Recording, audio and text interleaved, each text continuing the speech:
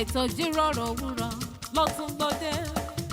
ètò yìí ló ń ẹgbẹ́ bá wọlé kí n káàbọ̀ kí n tún máa fi ìlú ẹ̀ kú àwọn ojúbà. ètò tó kọ́ ni lọ́gbọ́n tó fún ni lóye ó gbà ṣàlàyé ètò Ijiroro Owuro. ètò yìí ló ń ìlànà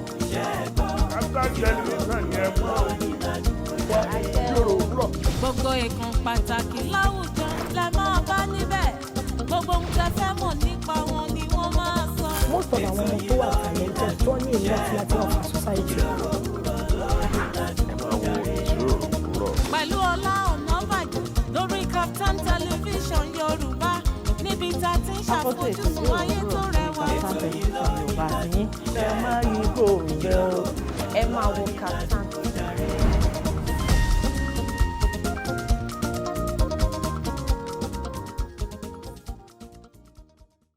mo wá yìn ọ́ ológo ni ayérayé nínú ayérayé mo ní mo wá yìn ọ́ ológo ni mo wá yìn ọ́ ológo ni gbẹ̀ngbẹ̀lẹ̀kú ọ̀rọ̀ gbẹ́nu ọmọ ènìyàn fọ́hùn mo ní mo wá yìn ọ́ ológo ni pápá tíjó tọ̀hún ẹ̀fúùfù lẹ̀lẹ̀ tí mi lẹ̀ ẹ́ jìgìjìgì mo wá yìn ọ́ ológo ni wọ́n ní erin lákàtàbú bẹ́rin bá ké ní gbótígbótí jù á pa lọ́lọ́ mo wá yìn ọ́ lógo ni bàbá mi jọ̀rọ̀jọ̀rọ̀ bàbá mi fẹ́fẹ́fẹ́fẹ́ bàbá mi fàkíàfàkíà mímọ́ mímọ́ mímọ́ mímọ́ mímọ́ tó fi mímọ́ ṣọlá tó fi mímọ́ bóra bí aṣọ mo ní mo wá yìn ọ́ lógo ni ṣáà mọ́ tọ́jú mi lọ n ó mọ̀ yìn ọ́ ni ṣáà mọ́ kẹ́mi n ó mọ̀ ṣe ọlọ́ba lójoojúmọ́ ayé. kábíyèsí mo wá yìn ọ́ lógo ni o bàbá mi ti ń tọ́jú mi lójoojúmọ́ mo wá yìn ọ́ lógo ni pápá tíjó tọ̀hún ẹ̀fúùfù lẹ̀lẹ̀ tí mi lẹ̀ jìgìjìgìjì ọ̀ràn mọ níṣẹ́ fàyàtì bàbá tó rán èmi tó fi àyàtì ìwọ ni igi lẹ́yìn ọgbà tèmi ìwọ náà ni mo wá yìn lógo mo gbé ọkà iwájú mi mo gbé ọkà ẹ̀gbẹ́ mi mo gbé ọkà ẹ̀yìn mi lójoojúmọ́ olóyè kí n máa pẹ́ mo wá yìn ọ́ lógo ni nítorí bí mo ti gbé ọkà iwájú mi ò já mi kulẹ̀ kàkà kó dàbí pé ó fẹ́ jákulẹ̀ pípele ló tún ń pele sí i Olódùmarè mo ṣe ọlọ́ba mo gbé ọ̀gá ṣáà máa tọ́jú tèmi lọ́ọ́ mọ yìn ọ́ nítorí pé ó ò béèrè ohun méjì lọ́wọ́ mi ju pé kí n máa yìn ẹ́ lọ èmi ò wá níṣẹ́ méjì tí mo gbà ju pé kí n máa fi ohun mi yìí kí n máa fi gbé ọ̀gá lọ o gbogbo ipá pátá ti wà nínú abẹ́ àkóso ohun mi nílé lóko lódò ní gbogbo ibi pápátá ẹ jẹ́ ìjọ máa yin Elédùmarè lógo ẹ jẹ́ agbẹ́jọ́ wẹ́wẹ́ lẹ̀ ẹ jẹ́ agbáròyé lẹ̀ nítorí pé àròyé ò ṣe é ẹjọ́ wẹ́wẹ́ ò ṣe é kìkìdá àwọn tí Elédùmarè fẹ́ ṣàánú fún òun náà ló ń ṣàánú fún ó ní mo ṣe ń gbà á ládùúrà yìí pé káwa náà pẹ̀lú ẹni tí Elédùmarè tó máa ṣàánú fún kí wọ́n fi ẹ́ náà kí yín kó àmójúbà àkọ́tún ètò Ijiroro Owuro lọ́jọ́ tẹ̀lé lórí Startimes television Yorùbá ti yé orúkọ tèmi Ola Onabajo ayọ̀lọ́wọ́ aṣọ́lá fún mi aláṣàkẹ́ tèmi gangan tí ò kọ́ mọ̀ bẹ́ẹ̀ ni èmi náà ni mò ń jẹ́ bẹ́ẹ̀ ìdídì ìfẹ́ bẹ́ẹ̀ pè mí bẹ́ẹ̀ ò bá mi lára mu bẹ́ẹ̀ dẹ̀rẹ́ ẹ ti mọ̀ pé tá a bá ti bọ́ sórí ètò Ijiroro Owuro lójoojúmọ́ níbi àti àwọn gbajúgbajà àwọn ọ̀tọ̀kùnú ìlú àwọn lẹ́kànlẹ́kàn àwọn ìránṣẹ́ Ọlọ́run àwọn náà lájọ máa ń darapọ̀ lórí ètò Ijiroro Owuro ṣé wàá rí lẹ́ni tèmi á tún yàtọ̀ á dùn gbogbo pàápàá àtúnkọsẹ̀ nítorí pé àlejò tèmi tá a máa jọ sọ̀rọ̀ àjọdé sórí ètò ni àwọn náà ti wà ń kalẹ̀ wọn ti wà ń digbí ìyàwó ẹ káàbọ̀ sórí ètò ma ẹ ṣe gan mọ ẹ rọra ma yes ma ṣe dáadáa lẹ dé àdúpẹ́ bẹ́ẹ̀ tí ń rojú wọn ẹ máa pẹ́ ó ga ẹ ti rí ojú wọn ìránṣẹ́ Ọlọ́run alààyè ni wọ́n nítorí pé wọ́n jẹ́ ọ̀kan gbòógì lára àwọn ìránṣẹ́ Ọlọ́run tí Ọlọ́run ń lò lọ́wọ́lọ́wọ́ ní agbègbè tá a wà yìí dé òkè òkun tí Ọlọ́run ó sì tún máa lò síwájú àtiwájú sí títí àti títí láìláì ìyàwó ẹ̀ tún kú kalẹ̀ lẹ́ẹ̀kan sí ẹ jẹ́ ká ṣe báyìí kó tó di pé máa lọ kán sí agbami ètò pẹ̀lú yín ẹ kàn bá mi ṣe àfihàn ara yín ní lérèfé ẹ kàn ṣáà bá mi fira yín hàn àwọn ará ilé orúkọ yín. ok ẹ káàárọ̀ yín ará ilé o yes ma orúkọ mi ni Aposteli Ruth Iromidayo Akinfiro ọmọ Ìlàjẹ Ẹsẹ̀ Odò Ondo State ní ìyá wa Aposteli Ruth Akinfiro ìránṣẹ́ Ọlọ́run alààyè ni wọ́n, bí mo ti sọ fún wọn nígbà tá a dé. Ṣe máa gbọ́rọ̀ tó pọ̀ lẹ́nu wọn. Ọ̀pọ̀lọpọ̀ yóò tún sọ pé nígbà tẹ́ ẹ̀ ti rí kí wọ́n gbàjà méjì àbí. Ó dáa bí kálukú ṣe gba iṣẹ́ ìránṣẹ́ tiẹ̀ ó yà tọ̀ọ̀tọ̀. Gbogbo ẹ̀ náà la máa gbọ́ lórí ètò lẹ́ni. Ọ̀rọ̀ mọ̀ràn kékeré tá a máa fi ṣe ra wa létí lóore ní kó tó di pé máa lọ kán lu agbami ọ̀rọ̀ pẹ̀lú èmi àti ìyá wa lórí ètò lẹ́ni. Ó náà ni màá pe àkórí ẹ̀ ní má wo àgọ́ aláàgò sáré. Má wo àgọ́ aláàgò sáré. Tí bá pẹ́ má wo àgọ́ aláàgò sáré, apá àbí tí mo fẹ́ dúró sí lẹ́ni òun ni bí ọdún ṣe ń lọ sópin yìí. Ọ̀pọ̀lọpọ̀ wa ládẹ̀ máa wo àgọ́ aláàgò sáré.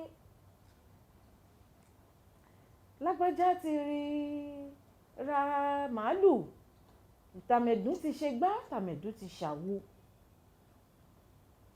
Ṣé irú iṣẹ́ tí lágbájá ń ṣe ni wọ́n ń ṣe? Ọ̀pọ̀lọpọ̀ bí mo tiẹ̀ ṣe ní ìránṣẹ́ Ọlọ́run lórí ètò yìí lénìí, ọ̀pọ̀lọpọ̀ àwọn ìránṣẹ́ Ọlọ́run pàápàá ni wọ́n ń wo àgọ́ aláàgò sáré. Ní ìṣẹ̀lẹ̀ campfire night ní ọdún tó kọjá wọ́n pa màálù, èmi náà fẹ́ ṣe end of the year party tó sì mọ̀ pé agbára ìjọ tiẹ̀ ò gbé. Èmi náà fẹ́ pa màálù. Ẹ má jẹ́ ká máa wo àgọ́ aláàgò sáré. Láàárín ọ̀rẹ́ sọ̀rẹ́, láàárín ayálégbé sáyálégbé, láàárín ilé iṣẹ́ sí ilé iṣẹ́. Má wo àgọ́ aláàgò sáré nítorí pé tó o bá lọ wo àgọ́ aláàgò sáré, nǹkan tó o bá ń bẹ̀ fúnra rẹ ló máa fara mọ́. Bẹ́ẹ̀ ni báwọn olóyìnbó ṣe sọ nìyẹn.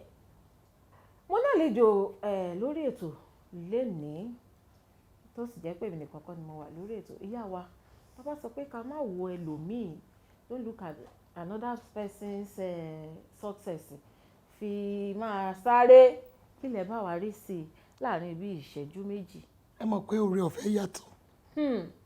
Oore ọ̀fẹ́ yàtọ̀. Oore ọ̀fẹ́ tọ́lọ́run fún mi ó yàtọ̀ sí oore ọ̀fẹ́ tó fún yín. Bẹ́ẹ̀ ni. So àwọn èèyàn lè rí ilé ní wọ́n bẹ̀rẹ̀ sí mọ́ ilé everywhere. Bọ́lọ́run ṣe dá ti tèyín nìyẹn. Ó yẹ pé tèmi step by step. Step by step.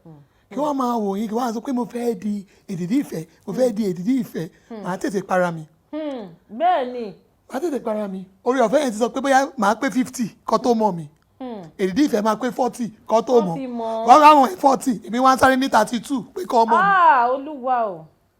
So within how many minutes ẹ kàn máa rí pé ẹni náà ò relevant mọ́. Kò relevant mọ́, wọn ò ní mọ ẹni náà mọ́ because kò dúró de àsìkò Ọlọ́run. Ó yẹ ká máa bèrè Ọlọ́run báwo ni ìgbésẹ̀ wo ni kí n gbé, báwo ni kí n ṣe, báwo lẹ ṣe kọ́ fún mi, ká má máa wo tẹlòmíì. Ó yàtọ̀, oore ọ̀fẹ́ yẹn ó yàtọ̀. Àwọn nǹkan tẹ̀ lè ṣe tí ò ní di nǹkan to be just positive for you. Tí bá lọ try á di nǹkan míì sí mi lọ́wọ́. Bẹ́ẹ̀ni, tá bá lọ ń wo àgọ́ aláàgò. Exactly, so oore ọ̀fẹ́ yẹn ó yàtọ̀. Yà dúró dolúwa. Ká dẹ̀ máa bèrè every point in time lọ́wọ́ Ọlọ́run. What next? Kí ni kí n ṣe? Ìgbésẹ̀ wo ni kí n gbé? Ọ̀nà wo ló fẹ́ kémi gbà? Ṣé ìyá wa gan tó ti bá mi tún dé ìsàlẹ̀ kòkò. Wọ́n ní tó bá lọ ń sáré tẹlòmíì tó fi ń ṣírò tiẹ̀ tó máa fi lọ kọlu mọ́tò àbí kọlu kẹ̀kẹ́ ò ní mọ̀. Wọ́n ní ṣùkàkà bẹ́ẹ̀ ká máa bèrè lọ́wọ́ Ọlọ́run pé ìpinnu wo lo ní fáyé tèmi. Wọ́n ní oore ọ̀fẹ́ ó yàtọ̀ síra wọn. Oore ọ̀fẹ́ tọ́lọ́run fẹ́ mi ó yàtọ̀ sí ti ẹlòmíì. Ó yàtọ̀ ẹyọ ọ̀fẹ́ tọ́lọ́run fún ẹ ó yàtọ̀ sí ti ọ̀rẹ́ ẹ. Kí ló dé tó wàá dúró kó yé ká má wo àgọ́ aláàgò sáré? Bá ṣe ṣe pọ̀pọ̀ ṣìnṣìn ọdún yìí ẹ jẹ́ ká mú sùúrù o. Ẹ má yẹ ká torí ọ̀rẹ́ wa ti ṣe nǹkan kan, ọ̀rẹ́ ẹ tó ti rí mọ́tò tó wá sọ pé torí ọ̀rẹ́ ẹ ti ra mọ́tò ìwọ náà fẹ́ ra mọ́tò ní kíákíákíákíá àkọ́dún yìí tó parí ni o new year báyìí a gbọ́dọ̀ jọ máa wa mọ́tò káàkiri ni. Ó léwu. Ó léwu. Ẹ ṣeun ìyá wa ni ó léwu. Afẹ́dé òkè lọ́run ká lọ fi ẹsẹ̀ rajó tí bá padà dé kí n wá kọlu agbami ètò ní pẹrẹwu pẹ̀lú àlejò tèmi lórí ètò lénìí torí pé oore ọ̀fẹ́ gan lèmi gan rí gbà láti gbé wọn jókòó sórí ètò ìjíròrò òwúrọ̀ láàárọ̀ ìyàwó ẹ̀ tún ṣeun lẹ́ẹ̀kan sí ẹ ṣé àdúpẹ́ torí pé ẹ fi ojú pa wárẹ́ ní Kaftan television Yorùbá àti wambi orin wo ló wù yín tẹ́ fẹ́ ká lọ wò nílé ẹni orin tẹ́ bá ti wò. Orin Ebenezer Obey ìbà ló yẹ ká ṣe f'Ẹlẹ́dùmarè Ẹlẹ́dùmarè ọba o àjùbà kí bá ṣe. Ó dá ìyá wa ní ká lọ wo orin Chief Commander Ebenezer Obey ká fi fẹsẹ̀ ràjò ńlẹ̀ tá a bá padà dé ṣẹ́ẹ̀rì bí ìyá wa bí wọ́n ṣe gba ìpè bí wọ́n ṣe jẹ́ ìpè bí gbogbo ẹ̀ ṣe ń lọ ní mélòmélò gbogbo ẹ̀ náà lè máa gbọ́ lórí ètò Ìjíròrò Òwúrọ̀ láàárọ̀ yìí ẹ̀yin náà ṣàṣekì ní kan fèmí ẹ fẹ̀yìntì kẹ́ ẹ jókòó dáadáa kájọ jẹ ìgbádùn ẹ kú kalẹ̀ àpàdà.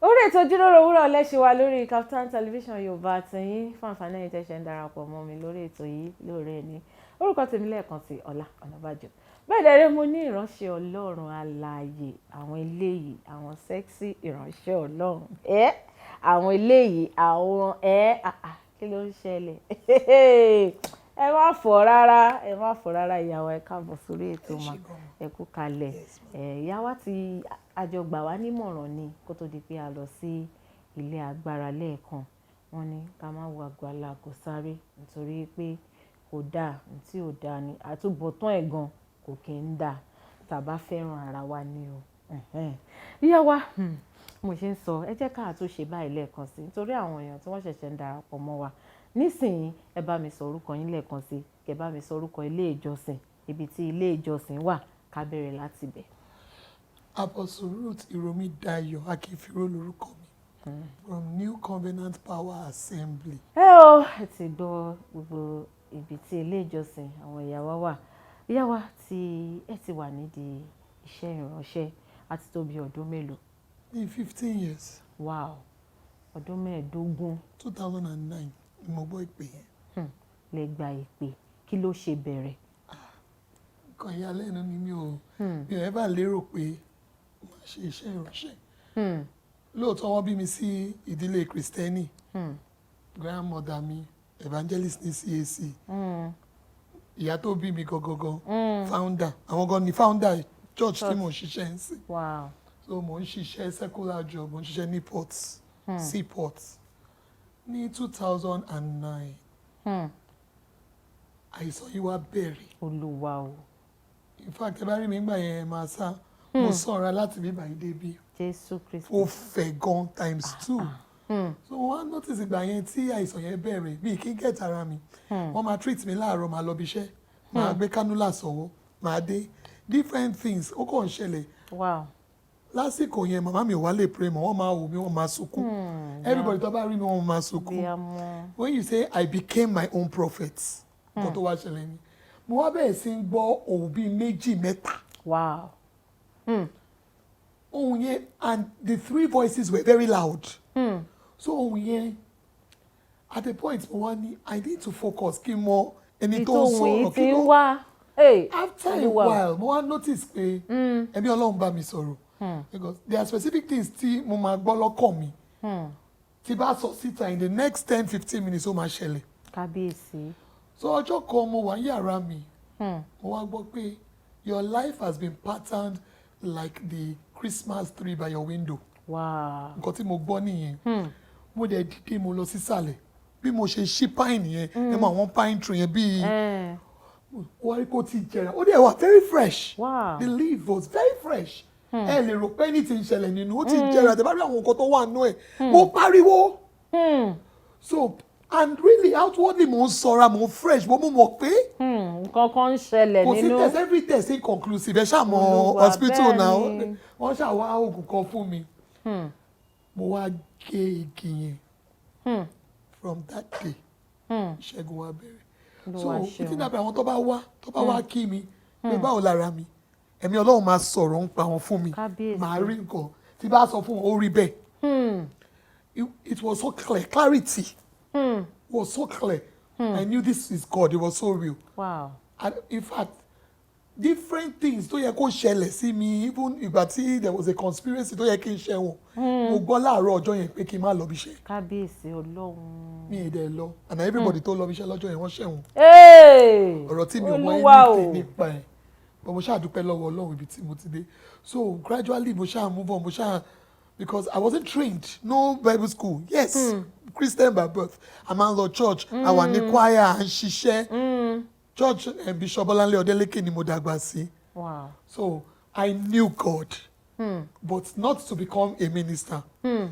So, but the voice was very clear. So, the more I was yielding, tí mo wá rí pé ọ̀nà wa ńlá ní other ways, different connection, different things. But the most beautiful gift is being able to identify people's problem. Wọ́n máa dé báyìí màá mọ̀.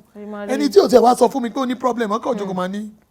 Alpha kí ló ń ṣe báyìí ìṣẹ̀lẹ̀ nílé mo máa gbọ́ clearly tẹ́ bá sọ pé clarity of instruction I'm blessed with it. Wow. So bí mo ṣe wá join ìyá mi ní iṣẹ́ ìránṣẹ́ yẹn fully and all so 2009 ni mo bẹ̀rẹ̀ iṣẹ́ wòlíì a prophet by calling 2009 but before then mo ti ń ṣe àwọn active programs ní church like there's my own personal vision is Oṣẹlẹ̀ it's a youth program so fún àwọn ọ̀dọ́. Every year mo bẹ̀rẹ̀ ní 2004 bí eré ọmọdé. ẹ ti kó wọn jọ. bẹ́ẹ̀ ni ó kàn jókòó pé ó yẹ ká máa ṣe nǹkan nípa kérésì àwa ọ̀dọ́ bá ṣe ń ṣeré nìyẹn even eré ayọ̀ a máa play lọ́jọ́ yẹn ní church ludo akọ a máa play anybody tó bá ń kọjá ṣó lè kọrin ó yá gorí stage kọrin ṣó lè ṣe àwàdà ó yá comedian bá ṣe ń ṣe 2004 5 6 7 8 a kàn ń ṣe every year but by 2009 vision yẹn was now empowered. Was now empowered tó wá di nǹkan ńlá tó wá jẹ́ pé àwọn tó máa ń wá gan tó máa wá mínísítà bí àwọn Àtàbàtúbú Èdìdì Ìfẹ́ Ṣẹ̀gáàzì many people and there is a blessing tó ń tẹ̀lé stage yẹn most people tó débẹ̀ wọn ò mọ̀ wọ́n lẹ́niwẹ̀ but after Oṣẹlẹ̀ night Ọlọ́run bẹ̀rẹ̀ sí ní gbé wọn jáde. àwọn tí Oṣẹlẹ̀ wà Nàìjíríà I'm so proud of what God has done. Wow. Bẹ́ẹ̀ni. So ó bẹ̀rẹ̀ bí eré ọmọdé that's my own personal vision right now I work in New Covenant Assembly as a resident pastor full church mọ́mí mi but every third Friday December mo máa ń ṣe program yìí Oṣẹlẹ̀. Ẹ sọ fún wa nípa Oṣẹlẹ̀ yìí ká tó kúrò ní apá abẹ yẹn nígbà tí ẹ ti di olùṣọ́ àgùntàn kí ni àwọn nǹkan tẹ́ ẹ ti rí nípa program yìí bóyá tẹ́ bá ń plan ẹ̀ ní o àbí tẹ́ bá ṣe tán o. lágbára o ẹwọn ké wọn ní owó ní kẹ̀kẹ́ yìí rere bẹ́ẹ̀ ni. and it's not a profit making program. Then tí yàn bá wá like àwọn èèyàn ò feel pé anything good can come out from Alimosho. But mo lè sọ categorically pé Oṣẹlẹ̀ is Alimosho experience. Ọlọ́run ṣe nǹkan ńlá bẹ́ẹ̀ yẹn and ní 2006 Ọlọ́run fún mi lọ́rọ̀ kan ní 2 Kings 3:17 you may not see wind you may not see rain but the valley will be filled with water. Bẹ́ẹ̀ni. So from that year mo kàn rí pé Ọlọ́run kàn máa ń gbé àwọn aláàánú dìde àwọn tí mi ò tí rí for a while like this week nsìn àwọn tó ti pè mí gbé gbà ibi tí mi ò lérò pé owó lè jáde because full-time ministry a growing church so it's been very taxing because you need to put this program together káwọn èèyàn wá kọ́ wá rí iṣẹ́ Ọlọ́run bẹ́ẹ̀ but gbogbo àwọn modalities àwọn technologies they have to be in place and where is the money. But Ọlọ́run ti ń ṣe ìyanu láti 2006 ẹ̀ tó fún mi lọ́rọ̀ yẹn 2007 till now mi ò mọ̀ bí mo ṣe máa ń rí owó tí mo fi run program yẹn Ọlọ́run ṣe then I'm blessed with a beautiful team they are running with a vision. Bẹ́ẹ̀ni. ẹ mọ̀ this day tó máa ní ẹ fẹ́ pe ẹni báyìí wọ́n á ní lọ mú millions wá àwọn tó ń bá mi ṣiṣẹ́ Oṣẹlẹ̀ yìí wọn tí ẹ bá mi sọ̀rọ̀ owó tó bá ń lọ gbọ́dọ̀ owó cracker biscuits àwọn èèyàn pàtàkì o tó yẹ pé àwọn gbajúmọ̀ nílùú tó máa wá wọ́n máa minister they are running with the vision when wọ́n gbà mí bọ́ ṣe rí mi wọ́n rí pé it's purely gospel it's purely to bless lives pé kò it's not profit oriented so wọ́n bá mi ṣe gidi some people dey been with me 15 years ẹlòmíì 10 wọ́n kọ̀ wá wọ́n máa minister because Oṣẹlẹ̀ is not presentation bẹ́ẹ̀ this ni is ministry wọ́n máa pure wá ministry. wọn ò tiẹ̀ ní dúró pé Ministry. onílédì ìfẹ́ fún wa kí ló fẹ́ no they will minister from there and they bury àwọn testimonies. bí tí mò ń lọ nìyẹn. The testimonies there was one 2020 kì í yẹn testimony I'm still celebrating it. Wow. Because there is a part of Oshada máa ń pè ní campfire. So at the middle of the program a máa fi kíní firewood ẹ̀ dẹ̀ máa dáná sun so àwọn èèyàn máa jó. Ìgbà tí vision yẹn dé Ọlọ́run sọ fún mi pé that fire represents his presence. Pé àwọn tó bá wá pẹ̀lú ìgbàgbọ́ tó bá ń pray tó bá ń kọrin tó bá ń jó tó bá ń pray pé ìyanu á máa ṣẹlẹ̀. So it was so beautiful ìgbà tí mo gbọ́ testimony yìí 2 ladies came for Oshele. One day they have a group of friends bóyá about 10 to 15 of them everyone ti marry. Àwọn méjì nìkan in that group tó ti marry. So 2020 wọ́n ní ìgbà tó ń jó wọ́n sọ fún Ọlọ́run pé wọ́n wá kọ sí paper wọ́n wá jù pé wọ́n ò ní padà wá Oshele without a husband and 2021 wọ́n padà wá pẹ̀lú ọkọ. Wow. They were married. So when the thing happened they were now telling me you know there are a lot of testimonies ṣé àwọn tó yẹ pé wọ́n ti rò pé wọn ò lè borí sókè láíláí tó ò lè lẹ́nìtì wọ́n máa wá fún campfire night tó bá jó tó bá délé wọn. In fact the reality is like I'm glad I came for Oshele. It's a regular testimony so mo rí ọwọ́ Ọlọ́run nínú program yẹn so I know it is God and if it is God it must be good. bẹ́ẹ̀ ni. So Ọlọ́run ni. tọ́lọ́run bá ti ṣe ó ti ṣe ná. So that's it. ìyá wa ẹ jẹ́ kí n fún yín ní àǹfààní ìtorí ẹ wà lórí ètò àwọn òwúlẹ̀ tí wọ́n ń retí lọ́dún yìí tó fẹ́ bá yín ṣe ká tó kúrò ní àdúgbò yẹn ká tó bọ́ sí apá àbòmíì. Ok àwọn tó máa kọrin fi gbólúwa ga Àtàbàtúbú Èdìdí Ìfẹ́ Tommy Stone Àkọ́bí Peter Praise so àwọn comedian Shako Starboy Rich then MC me has been the MC for 15 years is MC Shegazi very committed to the cause then within the program a man pray a man raise prayer altar for the next year ọdún yìí prophetess Abi Odeleke àwọn ló máa wá lead prayer session yẹn that's where we ask God what we want for the next year and establish so prophetess Abi then minister Emmanuel Philstone will be the guest speaker àwọn ló máa preach wọ́n máa wàásù fún wa lọ́jọ́ yẹn so many there are some other people that are not even on the list that will be there you know so these are the people àwọn tó wọ́n máa wá gbọ́ lọ́hùn-ún and àkórí ìtọ́dún yìí ìjọ ọpẹ́ every year ní àkórí ìtọ́dún ní ìjọ ọpẹ́. ìjọ ọpẹ́ ẹ̀dá ó yá ìjọ ọpẹ́ mi rè é. òun náà rèé o. ó pọ̀ wọ́n sọ pé saying is believing báwo lóyìnbó ṣe sọ nìyẹn ṣẹ́rí èmi gan máa wà ń bẹ̀ life and direct life and direct nítorí pé gbogbo láti rí iṣẹ́ ìyanu lọ́pọ̀lọpọ̀ látẹ̀yìnwá wọ́n mọ̀ pé iṣẹ́ ìyanu tọdún yẹn á tún ṣe kí ni á tún gara gan ó máa gara gan yíyá wa ẹ̀jẹ̀ àṣebáyé nídìí iṣẹ́ ìránṣẹ́ níbi ọdún 15 tẹ̀ ti gba ìpè kí lẹ̀ ti bá pàdé bóyá bí àdójúkọ. ìgbà tí mo bẹ̀rẹ̀ the first thing was because I was not schooled. ìgbà yẹn tí bá wọ church tí bá rí any sign pé bóyá èèyàn fẹ́ máa ṣe bíi bóyá àwọn ẹ̀mí kẹ́mi bóyá èèyàn forí jókòó àbí tó bá ń ṣe bákan ní church màá ní ìwọ jókòó dáadáa ṣó fẹ́ fóònù ìwọ nǹkan tó fi sórí gate ẹ̀ lọ mu you know it was not brushed kò wá polish màá kọ́ máa sọ̀rọ̀ màá kọ́ ní ìwọ olẹ́mí kẹ́mi ó fẹ́ wá ṣe nǹkan bí lẹ́ni so the first stage was exodus àwọn èèyàn lọ pé pope ti máa jẹ́ o àjẹ́wò wọ́n jẹ́ olúwa o wọ́n sá lọ that was but later on ìgbà tí strength yẹn tún wá téèyàn máa mọ̀ pé o lè pélé ìsọ́tọ̀ pé báyìí báyìí ló ń ṣe ẹ jẹ́ à pray not openly ìgbà yẹn bó ṣe ń ṣe mí ni mo sọ ìgbà tí gorí ọ̀tá kí ló dé tó báyìí very you know too hot too sharp too you know aside that kò easy fóbìnrin in any part of in any sector in any sector because like ìgbéga yẹn ó tètè wá.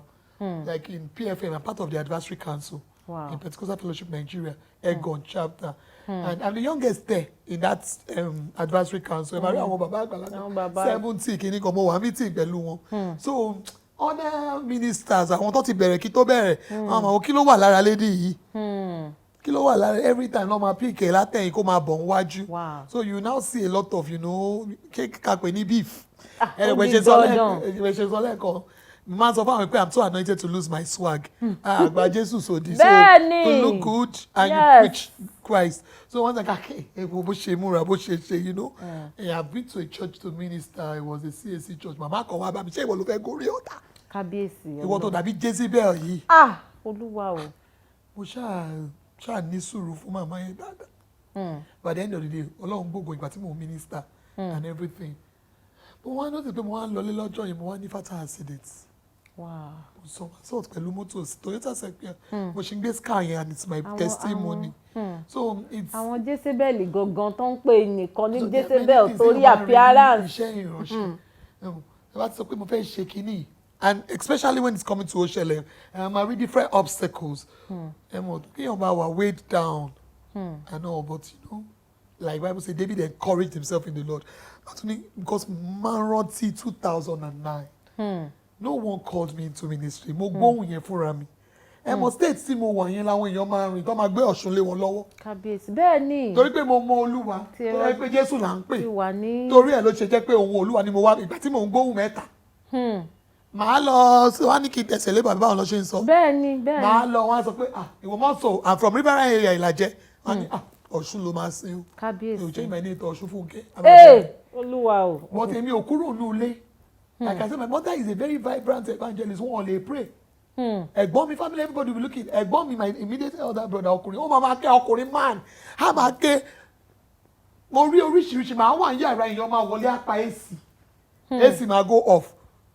Àtọ̀ padà. Not that NEPA took lights.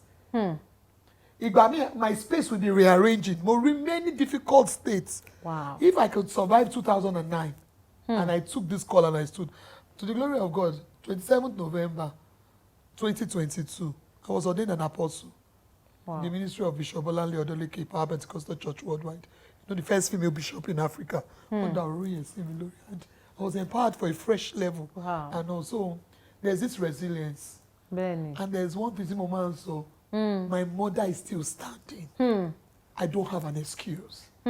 So gbogbo àwọn nǹkan tó máa ń ṣẹlẹ̀ tó wé ìbúyàn kúrò pé ká sọ church the food is ready kò lè ṣẹlẹ̀ sí mi because I'm looking ahead àwọn èèyàn ti lọ níwájú mi and I'm looking up to the one who called me who backs up. So nítorí ẹ̀ mi fẹ́ wá pé problem ministry kìíní kan ó máa dé ó dẹ̀ máa lọ. Ó máa lọ bẹ́ẹ̀ ni. Ó máa lọ a dẹ̀ máa lọ a máa tẹ̀síwájú. Oh yes.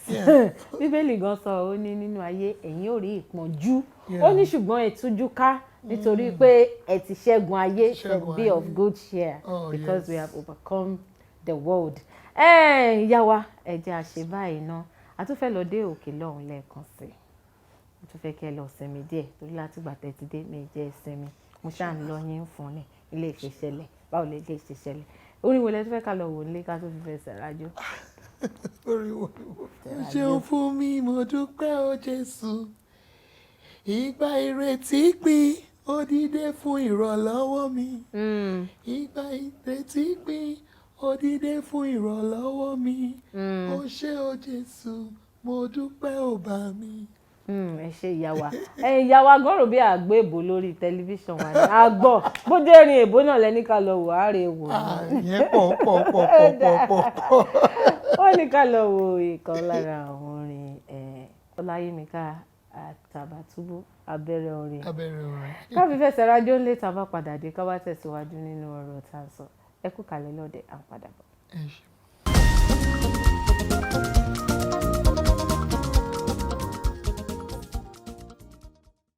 Orí ètò Ijiroro Owuro lẹ́ṣin wa lórí Kaftan television Yorùbá tìyín ó ga jù lórí ètò lórí ní èmi àti ìyá wa ìránṣẹ́ Ọlọ́run àlàyé Aposteli Ruth Akinfiro lájọ wa lórí ètò lóore ní wọ́n dẹ̀ ń sọ ìrìn àjò iṣẹ́ ìránṣẹ́ wọn bó ṣe bẹ̀rẹ̀ wọ́n ṣe gbọ́ ìpè Ọlọ́run ṣe bẹ̀rẹ̀ sí ní ṣe ribiribi nínú ayé wọn wọ́n ṣì wà ń kalẹ̀ wọ́n ṣì wà ní digbí ìyàwó ẹ kú kalẹ̀ lórí ètò ma ẹ̀rọ ra ma àwọn aráalé wọ́n ń tẹ̀lé yín ọ̀pọ̀lọpọ̀ náà dẹ̀ sì tún wọ́n ti bẹ̀rẹ̀ sí ní rí ìtúsílẹ̀ gan nínú àwọn testimony tiyín tí ẹ fi ń bọ̀ wá nígbà tá a bẹ̀rẹ̀ ètò yìí ẹ sọ pé mọ́mì ni Ọlọ́run gbé ìjọ lé lọ́wọ́ bó dẹ̀ jẹ́ pé wọ́n ṣì wà lórí òkè ìpẹ́ ṣùgbọ́n ẹ̀yin ni ẹ̀ ń ṣe olùdarí àti aláṣẹ ìjọ náà.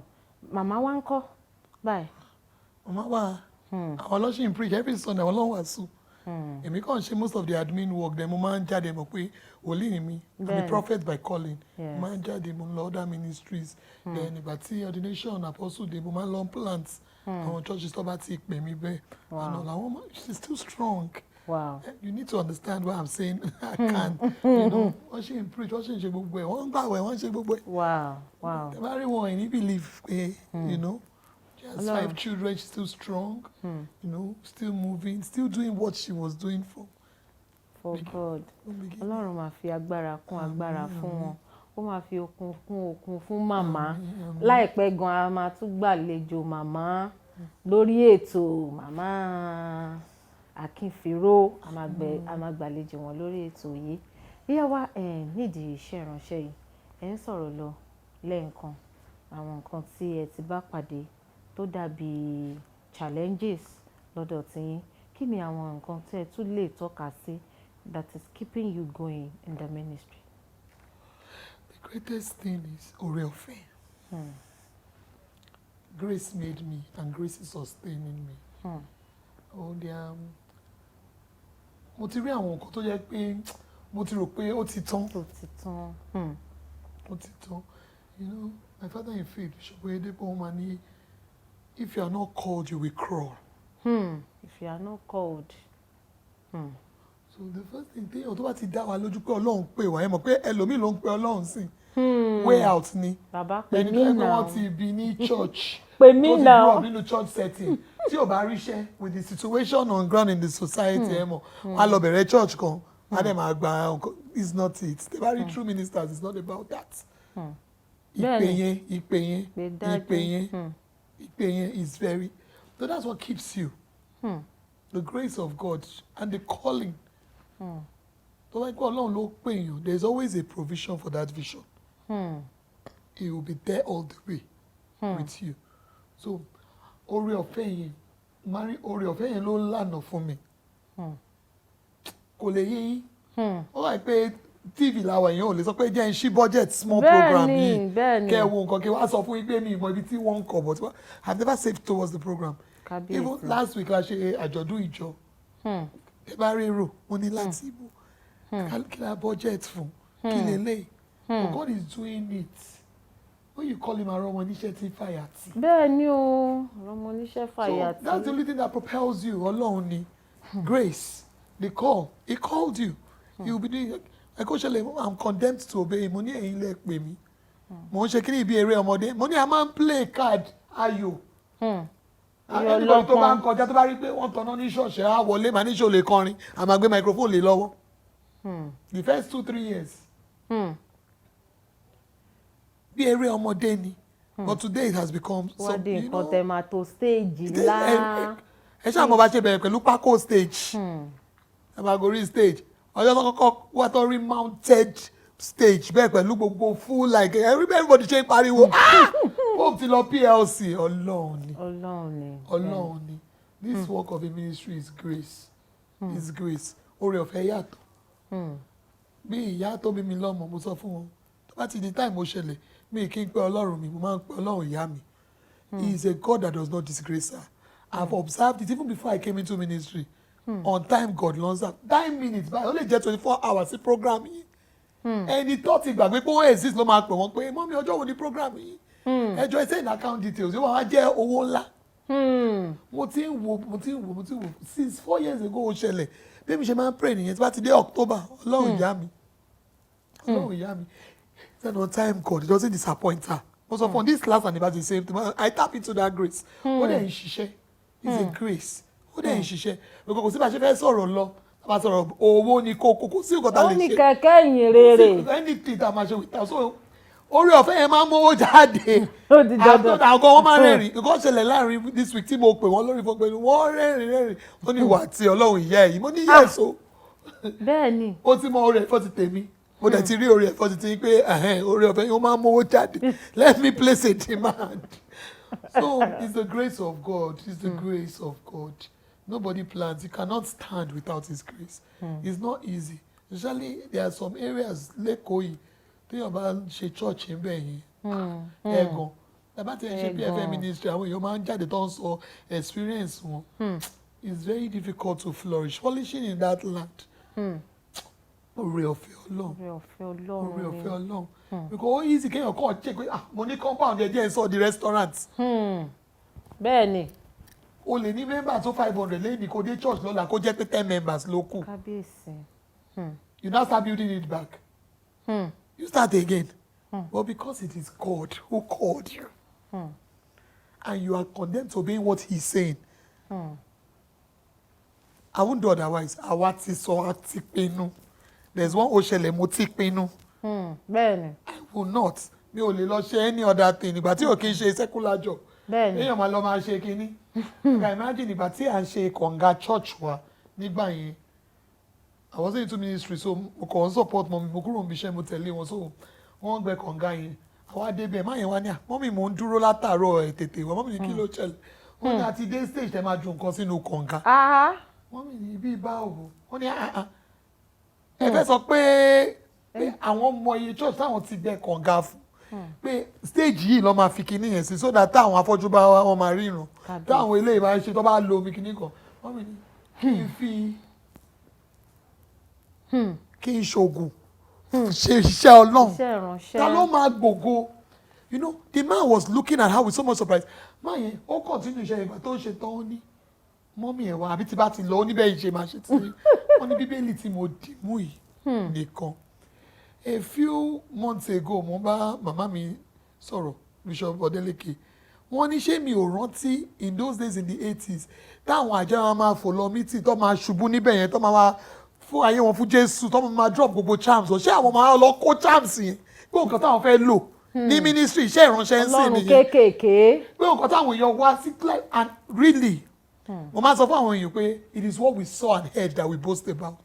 Yes. I'm a product of Kibati Pentecostal Church we saw it live live táwọn èèyàn máa wá pé mo fẹ́ lọ pààyàn tẹ́lẹ̀ nǹkan tí mo kó dání lélẹ́yìn ẹ pray fún mi wọ́n wá ń béèrè lọ́wọ́ mi pé ṣé ibi tó dé ń sìn làwọn máa wá lọ kó àwọn kinní yẹn pé àwọn fẹ́ fi máa ṣe iṣẹ́ ìyanu tí ò ní last tó bá ti kúrò báyìí tó bá ń lọ báyìí the following day so you see there are a lot of things so people have made up their mind pé that's why I said some people called God Ọlọ́run kan ló pè wọ́n lọ pè Ọlọ́run so tó bá rí pé kò ṣiṣẹ́ bó ṣe wò pé ó máa ṣiṣẹ́ wọ́n á sáré dọ́gbọ́n sí i kò dẹ̀ lè pay kò lè pay o so the best thing kéèyàn kọ́ dúró he is God he will do what he will do you cannot force him you can't force him so that's just it so we are condemned that mọ̀ pé this thing we have started this way ní yẹ lọ síbí báyìí àbí báyìí this is it I'm saying it live today it's Jesus alone he is Lord of all not Lord of some things Lord of every area of my life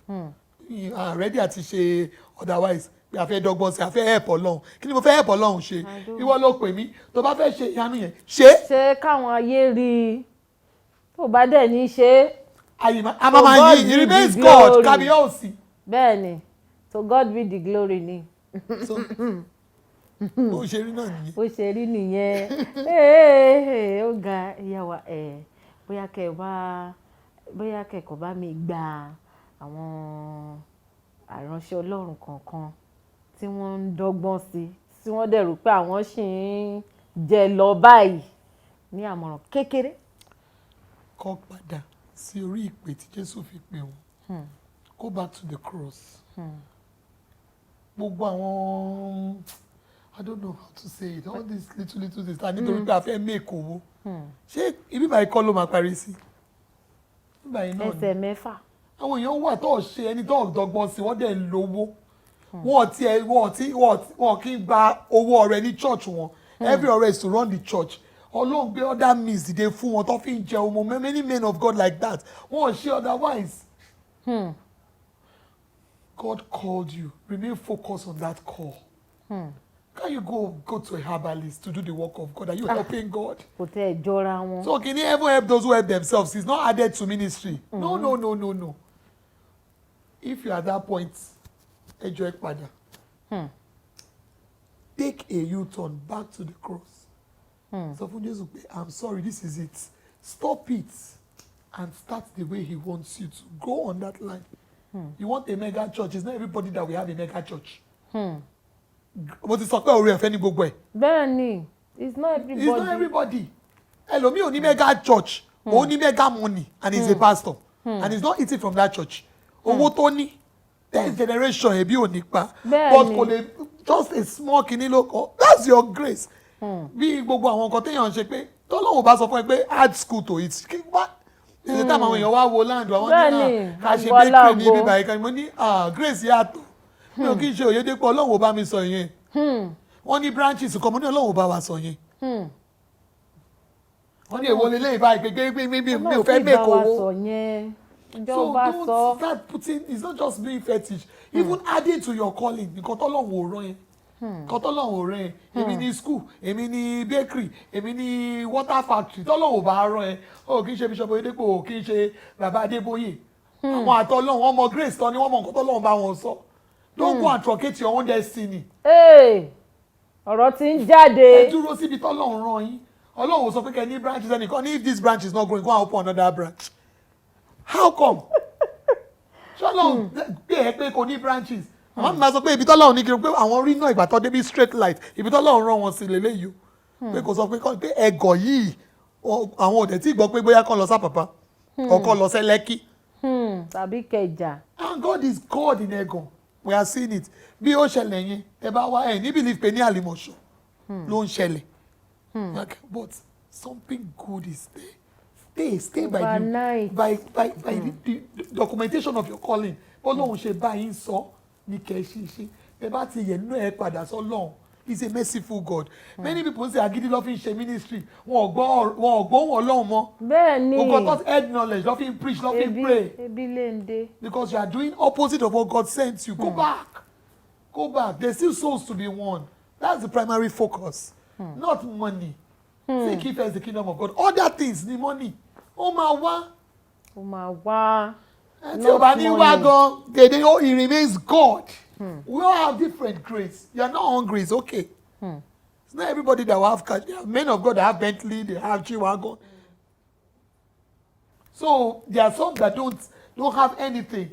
It depends on your grace. Don't be envious. Let's say bere ètò yìí. Ẹni ká má sáré jù. Báwo lẹ ṣe sọ báyìí? Bẹ́ẹ̀ni ká má wá gbalago sáré. Wọ́n máa wò pé pásítọ̀ yìí ní Bentley. Wọ́n máa sọ pé pásítọ̀ yẹn ó lè jẹ́ pé kò ṣe ṣògo owó. Ó dúró dolúwa bọ́ lọ́hùn ṣe ránṣẹ́ ló ṣe ń tẹ̀lé ló ti ra Bentley. Wọ́n máa sọ pé bàbá kan wà níbì kan. Ìránṣẹ́ Ọlọ́run á wo left right anybody ò rí ẹ Ọlọ́run rí ẹ. Tó bá ń ṣe nǹkan tí ò da tó rò pé kò sẹ́ni tó rẹ̀ it's like hiding behind one finger. Ṣé ẹ rí mi báyìí?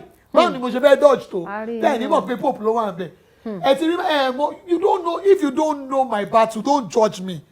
You don't know what I have gone through. You don't know my fight. Mo nǹkan tí mẹ́yẹ those men of God have gone through. If you like what Ọlọ́run náà ṣe tèmi náà and if God will do it, he will do it. But one thing, God will never lead you to a point where retreat is necessary. Ọlọ́run bá mọ̀ pé tó bá gbé orin yẹn léyìn lọ́wọ́ ó máa cost the kingdom of God. Ọlọ́run ní gbé léyìn lọ́wọ́. Bẹ́ẹ̀ni. So èmi ò kí ń wo tẹlòmíì kí n fi ṣe ti tèmi pé wọ́n ń ṣe báyìí wọ́n ń ṣe báyìí mo mọ àwọn tó ti bẹ̀rẹ̀ program bí ó ṣẹlẹ̀ within that space pé torí pé mò ń ṣe mo ní àwọn people yìí èmi kan tí mo bẹ̀rẹ̀ bí eré then later Ọlọ́run wá fún ní agbára ó wà ń lọ ẹ wá long copy ẹ máa ní ẹ fẹ́ pé kíni kan máa pè mí ẹ fún mi ní phone number tani mi ò lè fún yín o because ó ní level tó wà wọ́n bá mi ṣe vision mi ní lọ́ fi ń wá mi ò fún wọn lẹ́ni tí lọ́wọ́ dẹ̀ wá charge yín sẹ̀ máa wá máa sọ pé kíní kan ẹ lọ wá nọ́mbà wọn kì í ṣe through my connection because àwọn ọlọ́mọ nǹkan tọ́lọ́run bá wọn sọ tó fi darapọ̀ mọ́ mi. Bẹ́ẹ̀ni.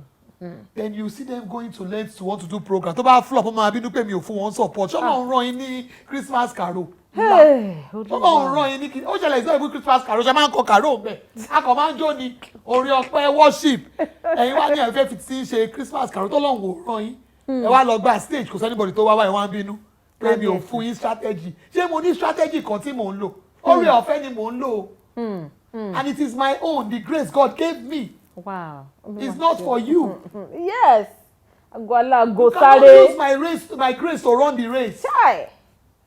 So that's just it. So everybody ṣáà padà sọ́lọ́run kó ní sùúrù kó béèrè nǹkan tọ́lọ́run sọ. Don't need to because you are the Bible people are reading. Bẹ́ẹ̀ni. Many people mọ̀ pé wọ́n ti rí pé ẹ ti wọ ọbẹ̀ yẹn ti jáde. You make people lose faith. because most times bá rí pé àwọn èèyàn sọ̀rọ̀ ìránṣẹ́ Ọlọ́run láì dá wọ́n máa ń dùn mí mà ní most of it is caused by these people. bẹ́ẹ̀ ni. a fẹ́ máa dọ́gbọ́n sí everything kì í ṣe everything ní pápápá kásáré ṣe. the money where we dey carry am go. I don't know. Take it easy. It's the blessings of God that make it rich and added no sorrow. No sorrow. If it's God, it must be good. I'm saying it again. He will bring it, not when he shouldn't bring it. He knows the timetable. So ká má kọjú iṣẹ́ ìránṣẹ́. Má kọjú. Ìyá wa ṣe àdúpẹ́, ìyá wa ti gbà wá ní àmọ̀ràn. Nígbà tí a bẹ̀rẹ̀ ètò yìí mo ní kí ìyá wa wá ṣáàjì, wọ́n ní rárá o, wọ́n sì tún ti ṣáàjì báyìí. In fact ó ti kọjá ṣáàjì pàápàá nítorí pé èmi gan mò ń rí tèmi yọ ń bẹ̀.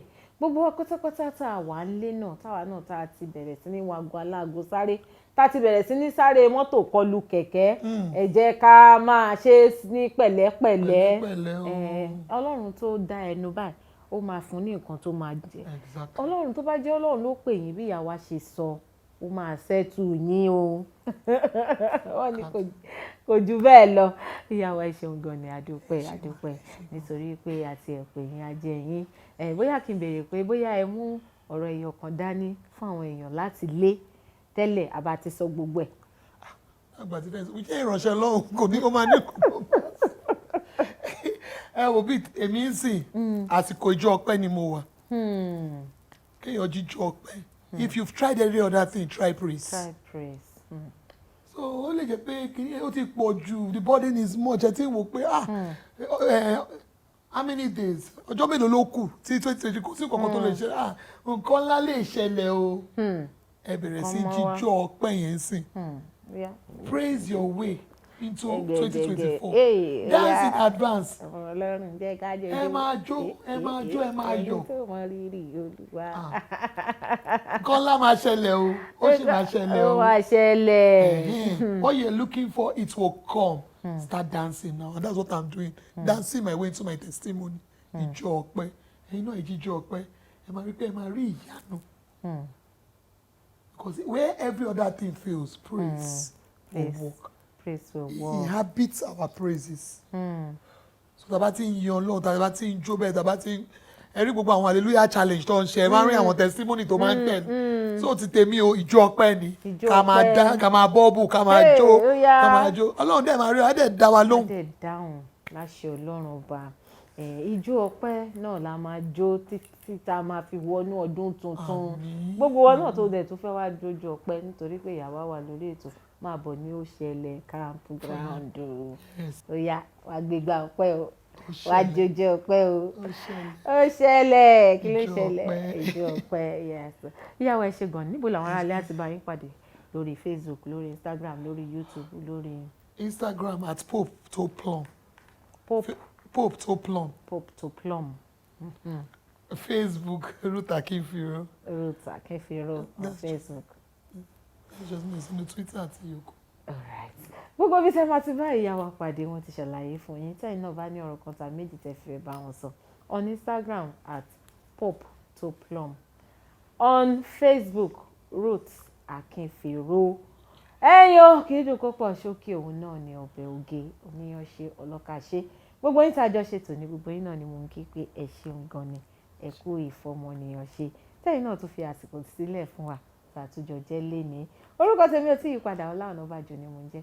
Aya Olúwaṣọlá fún mi aláṣàkẹ́tì yín gangan tí ò kọ́ mọ́ nǹkan tó máa ń pè mí ní èdìdí ìfẹ́ èmi náà ni mò ń jẹ́ bẹ́ẹ̀ tẹ́ bá ṣe ń pè mí màá lè máa jẹ yín.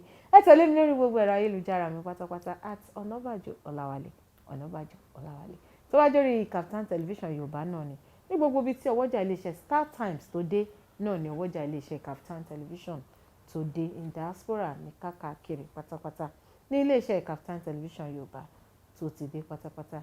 Ẹ tẹ̀lé wa náà lórí at Kaftan TV Yorùbá àwa ń bẹ̀ a sì máa fún yín lésì tó dáa. Tó bá ṣe wá sọ pé ire àtayọ̀ náà láàtò pàdé ìyá wa ẹ bá ń sọ̀rọ̀ àṣẹ ẹyọ kan sínú ayé àwọn tó ń wò yín kọ́ máa fi yẹn náà mú mi lọ ní ìtókù. May God lift you above all your troubles. Amen. Lórúkọ Jésù. Wọ́n ní kí Ọlọ́run kó gbé yín borí gbogbo ìṣòro yín pátápátá kẹ́ wá bẹ̀rẹ̀ sí ní ṣe what kẹ́ bẹ̀rẹ̀ sí ní jójó ọpẹ́. Ẹ jẹ́ àjọ máa juwọ́ sáwọn ará lé pé ó dàbọ̀. Bye bye. ètò Ijiroro Owuro ló tún gbòde. ètò yìí lọ ẹgbẹ́ máa fi lè kí yín káàbọ̀ kí n máa fi kí yín pé ẹ̀kú àmójúbà. ètò tó kọ́ ni lọ́gbọ́n tó fún ni lóye ó gbà ṣàlàyé ètò Ijiroro Owuro. ètò yìí lọ ìlàjú iṣẹ́ ẹ̀gbọ́n. gbogbo ìkan pàtàkì láwùjọ lẹ máa bá níbẹ̀ gbogbo ohun tẹ́ fẹ́ mọ̀ nípa wọn ni wọ́n máa sọ. Most of àwọn ọmọ tó wà talented tó ní ìlú àti láti ọ̀fà society. pẹ̀lú Ola Onabajo lórí Startimes Television Yorùbá níbi tá a ti ń ṣàfojúsùn ayé tó rẹwà. Startimes Yorùbá ní ẹ máa yí kò rẹ o ẹ máa wo Startimes